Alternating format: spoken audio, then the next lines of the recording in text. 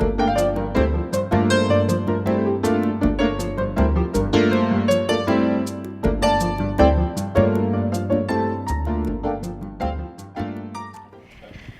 for having me. I'm excited and very, very nervous to be here. Like that other woman said, I usually talk in front of 200 men, so this is very different for me. And they're all wearing jeans and t-shirts, and you guys are all fancy. So there's an old Doris Day song that goes, "When I was just a little girl, I asked my mother, what would I be? Will I be pretty? Will I be rich? And here's what she said to me. Que sera, sera, whatever will be, will be." So my mother was very excited to have a little girl. She had 2 boys.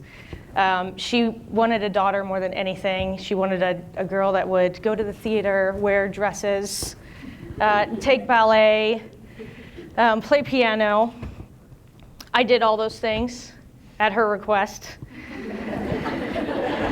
But then I'd go spend time with my dad and do the things that I really wanted to do, like be a boy, play baseball, get in fights, play with G.I. Joes, play in the mud.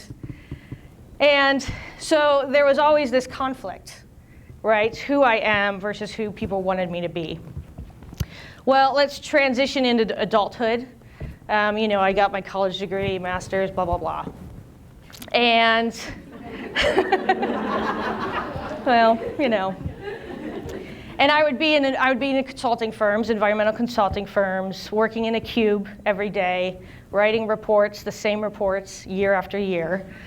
And I'm sure some of you know this. And I felt like I was in a prison.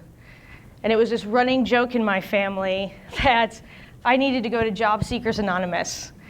Because I probably could have been the founder, because I was constantly searching for something new, something different. I'm going to throw that there. And it wasn't until I actually became a project manager a consulting project manager for PG&E, when we tested the pipeline, the hydro testing of all the pipeline out here after San Bruno, that I really started to find my center, to figure out who I was. And the reason was because I was in the field 90% of the time. I was actually on the construction job. I was building schedules, managing budgets, and then seeing what was happening, right? I was working with my construction managers and the field teams, solving problems on the fly, and it was exciting. Like every Friday was probably the busiest day of my life. Always something happened on a Friday. It was ridiculous. So, hold on, I forgot what I was going to say. I got it. But don't think that I didn't have my problems. Like, I worked with men that were in this industry for 20 years. And they looked at me in my 20s, a female, and they're like, what does she know? Like, and she's our project manager, so they would test me. They'd be like, well, you're the project manager, tell us what to do. And I'm like, really? Like, you put in pancake valves all the time. Like, you can't tell me how to do this or what's wrong or what's going on. Well, I figured out what I needed to do. And the reason I figured that out was because there were a select few men who were willing to help me. They saw my potential. They saw who I could be. They helped me find the answers. They taught me what I needed to know. And I succeeded. So I learned a lot in those 4 years. I learned a lot about myself, about the challenges I would have to face. I learned how to deal with men, which can be very difficult at times. So I apologize to the men that are here today. But it did help define who I was when I moved into my career in solar. So enough about me. Let's talk about some statistics. The top 4 male-dominated professions. Construction, I've been in it. Mining, haven't been in it. Oil and gas, I've been in it. Utilities. So it is, I have to look at my notes for this quote. It is said that a woman is considered an occupational token when 15% of her colleagues in her field are women. So this slide kind of shows you where my industry is versus the rest of all other industries. We're still pretty limited. This is a comparison of what types of managers and upper level, C-level people are in the industry as a whole, and this is all of Swinterton's female employment. So this is the builder side plus my side, which is the renewable division. And I mean, the facts speak blatantly for themselves. Project management, 20%, not even at the 25% level that most other industries are. This is my division. So currently, in the Swinterton Renewable division, there's one actual project manager.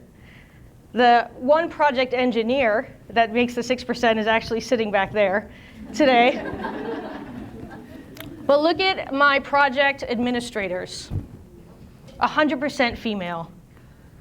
And none of those women actually, well, maybe 30% of them are actually on the job site like I am. So the question is, why is this? Why is this happening? And I think it's because, well, one of the studies show that women in male-dominated professions have higher levels of interpersonal stress. Yeah. So let me tell you some of my stresses. I travel 42 weeks out of the year. Yeah. I'm home this weekend for this talk, and then I go back to North Carolina. I am only home for maybe 3 to 4 days a month. And when I'm home, I have to see all my friends, see all my family, right? Get every doctor's appointment in that you need, right? Get my hair done, because this is very important to me.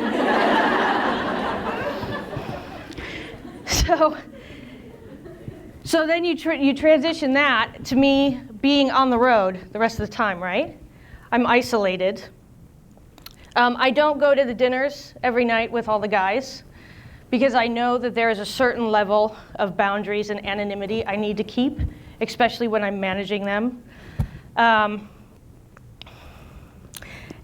there's a quote that Sheryl Sandberg gave in her TED Talk, and she said, "Success and likability are positively correlated in men and negatively in women."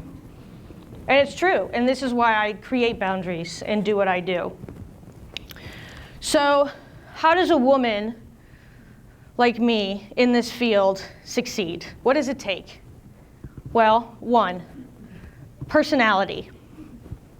You have to have a certain personality to be out in that field and deal with these men on a daily basis. When I was in Utah, I was a project manager on site. Every single person and every single man that walked into that trailer said, "Are you the secretary?" And I said, "No, sir, why don't you take a look at that door right there? I'm the one you want to talk to, so what do you need?"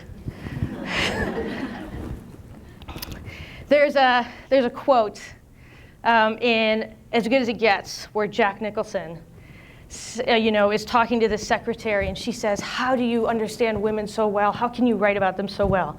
And he says, "I think of a man, and I take away all reason and accountability."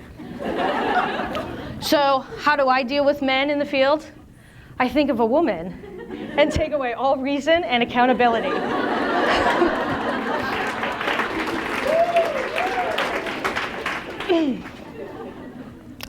Men, I apologize. Men are more dramatic than any female group you've ever met. I walk into a job site at 6 a.m. and I literally nonstop am dealing with drama. And I'm validating feelings, I'm listening, and then I turn around and figure out what the real problem is and I go and solve it. Number 2, get dirty. Don't be afraid to get in there and get your hands dirty. I have a forklift operator's license. I know how to drive a forklift. Well, you can see right there. I know I've pulled AC cable and wire. I've driven piles. And this is what makes men respect me, because I'm not afraid to do what they do and go out and get dirty all day. And then when they work 14-hour days, I work 14-hour days.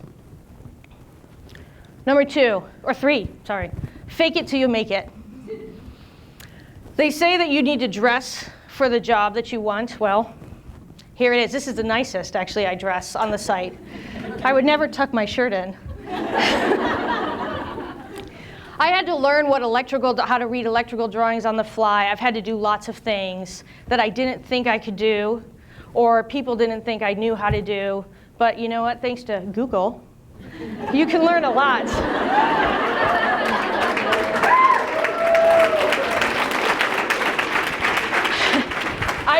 I know what a 311 is, a skid steer. I know the difference between a 7K and a 12K forklift. Who knew?